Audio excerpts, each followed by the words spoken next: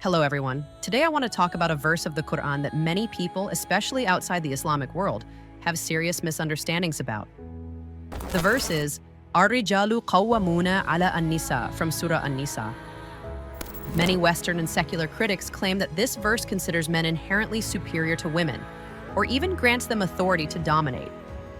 But today I want to show you that this interpretation does not align with the original language of the Quran, nor with how major commentators, even non-Muslim ones, have understood it.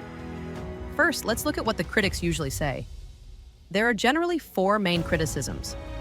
The verse declares men superior to women.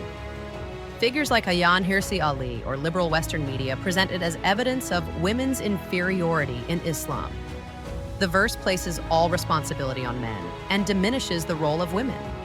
Some even claim that it justifies domestic violence. These are claims we frequently see in English language online spaces. Now let's move on to the scholarly and interpretive responses. A. What does qawwam mean? Responsibility, not superiority. The key word here is qawwam. It comes from the Arabic root qawwam, which means to stand, to uphold, to maintain, and to take care of. Therefore, qawwam refers to someone who is obligated to manage, protect, support, and serve, like a responsible manager or guardian. What's interesting is that even non-Muslim commentators understood this. For example, Marmaduke Pickthall, a Christian translator of the Quran, rendered this verse in terms of financial responsibility and protection, not superiority. This clearly shows that the core concept is duty, not dominance. B. This responsibility-based model is not unique to Islam. To understand this better, let's look beyond Islam. In ancient Roman law, the head of the household, pater familias, was fully responsible for providing for and managing the family, without this implying that women were worthless. In Christian tradition, the New Testament refers to the man as the head of the family, but immediately emphasizes that he must love his wife as Christ loved the church, with sacrifice and compassion. Even in classical sociological theories, such as those of Durkheim or Parsons, complementary roles for men and women within the family are discussed as a means of maintaining social stability.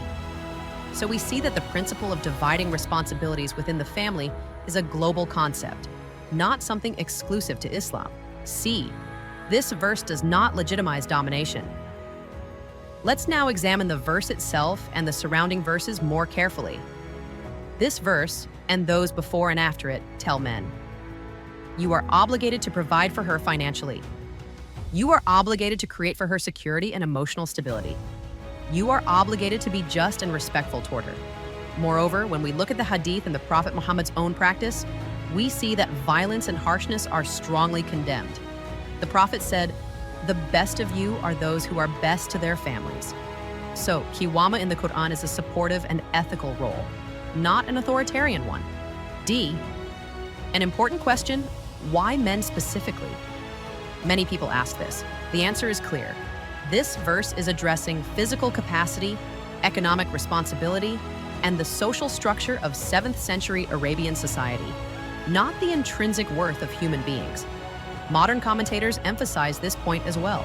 Muhammad Asad, a European Islamic scholar, states, Qiwama is not a privilege. It is a heavy burden of responsibility.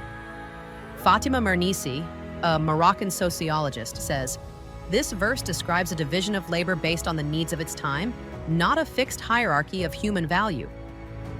Final conclusion. So we can conclude, this verse does not grant superiority. It assigns responsibility. It obligates men to carry the financial, protective, and supportive burden of the family. A domination-based interpretation does not align with Quranic Arabic, nor with the Prophet's teachings and practice.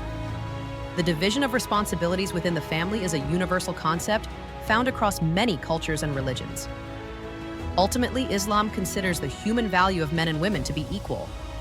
Other verses, such as, O mankind, fear your Lord, who created you from a single soul, or the verses in Surah Al-Ahzab that affirm equal spiritual reward for believing men and women, clearly testify to this equality. When this verse is read alongside the entirety of Islamic teachings, it becomes clear that its goal is to establish a responsibility-based and stable family structure. not to endorse superiority or violence. I hope this explanation has clarified the issue. Feel free to share your thoughts with us in the comments.